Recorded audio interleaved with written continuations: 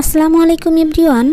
আজকে আমি আপনাদের সাথে অসংখ্য ছিদ্রযুক্ত চিতই পিঠার সহজ একটি রেসিপি শেয়ার করব।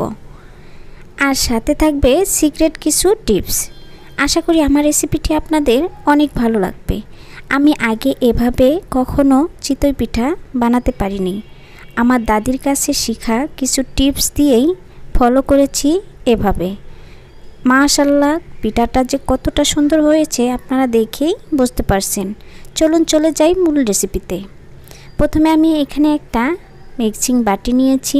মেজারমেন্ট কাপের 1.5 কাপ পানি নিয়ে নেব। এটা আমি গরম পানি নিয়েছি। এমন গরম হতে হবে যাতে হাত দিলে সহ্য করতে না পারেন, এরকম গরম করে নেবেন। দিয়ে দিলাম 1/2 টেবিল চামচ লবণ। লবণটা আপনারা আপনাদের স্বাদ অনুযায়ী বাড়িয়ে কমিয়ে দিতে পারেন। এখন আমি একটা চামচের সাহায্যে পানি আর লবণ ভালো করে মিশিয়ে নেব। ওই যে আমি আপনাদের বললাম সিক্রেট কিছু টিপস আছে, আর সিক্রেট টিপসটি হচ্ছে গরম পানি। গরম পানি দিয়ে আপনারা যদি ময়দার ব্যাটারটা করেন তাহলে অসংখ্য ছিদ্রযুক্ত পিঠা হবে। এখন আমি এখানে দিয়ে নিয়েছি 2 কাপ চালের গুঁড়ি। এখন আমি এগুলো একটা চামচের সাহায্যে ভালো করে মিশিয়ে নেব। আর এটা অবশ্যই সময় নিয়ে মিশিয়ে নিতে হবে। আর কিছুক্ষণ যদি রেস্টে রেখে দেন তাহলে পিঠাটা কিন্তু আরও ভালো হবে।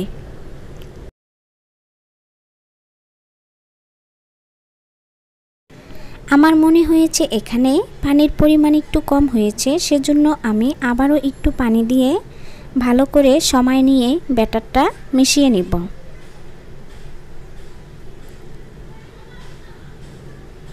আর এখানে কোনো রকম তাড়াহুড়া করতে যাবেন না, একটু সময় নিয়েই ব্যাটারটা মিশিয়ে নেবেন। এতে করে পিঠাটা অনেক সুন্দর জালি জালি ফুটি কাটাবে, আর খেতে কিন্তু অনেক টেস্ট হবে। দেখুন আমার ব্যাটারটা রেডি। এখন আমি চুলায় একটি মাটির তাওয়া বসিয়ে দিয়েছি। এরপর আমি এখানে 10 মিনিটের মতো তাওয়াটা মিডিয়াম আঁচে গরম করে নিয়ে ব্যাটারটা দিয়ে দিলাম। এখন দেখুন অসংখ্য ছিদ্র পিঠাটায় হচ্ছে। আর এটা এখনই ঢাকনা দিয়ে ঢেকে দেওয়া যাবে না। যখন ছিদ্রগুলো হওয়া শেষ হবে তখন ঢাকনা দিয়ে ঢেকে দিবেন, তাহলে পিঠাটা কিন্তু অনেক সুন্দর হবে। আর চুলার আঁচটা লো টু মিডিয়ামে রেখে এটা ভেজে নিতে হবে। এখন আমি ঢাকনা দিয়ে ঢেকে 5 মিনিটের মতো মিডিয়াম আঁচে জাল করে নেব। দেখুন আমার পিঠাটা রেডি। এখন এটা তুলে নেব।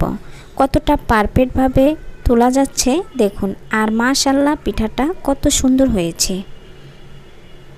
আশা করি আমার রেসিপিটি আপনাদের অনেক ভালো লাগবে। রেসিপি ভালো লাগলে প্লিজ না টেনে পুরো ভিডিওটি দেখে নেবেন।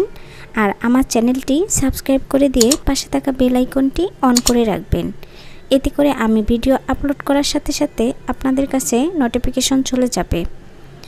আমি একইভাবে আরেকটা পিঠা আপনাদের ভেজে দেখাচ্ছি। সবগুলো পিঠাই আমার ভেজে নেওয়া শেষ। আমি সবগুলো পিঠা ভেজে নিয়েছি। দেখুন কতটা সুন্দর আর কতটা পারফেক্ট হয়েছে। এটা আপনারা চাইলে দুধের মধ্যে ভিজিয়েও খেতে পারেন, আবার এটা ভর্তা বা মাংস দিয়েও খেতে পারেন। সকালে বা বিকালের নাস্তাতে ঝটপট করে বানিয়ে নিতে পারবেন এই পিঠার রেসিপিটি। আমার বাচ্চাদের জন্য আমি এখানে মুরগির মাংস দিয়ে পরিবেশন করে নিলাম। আর আমি যেটা পছন্দ করি এই পিঠার সাথে মরিচ আর ধনেপাতা একসাথে করে আমি ভর্তা করে নিয়েছি। ঝাল ঝাল পিঠা, এটা খেতে কিন্তু অনেক ভালো লাগে। একদিন হলেও বাসায় ট্রাই করবেন। আর কেমন হয়েছে আমাকে কমেন্ট করে জানাতে ভুলবেন না। সবাই ভালো থাকবেন। আল্লাহ হাফেজ।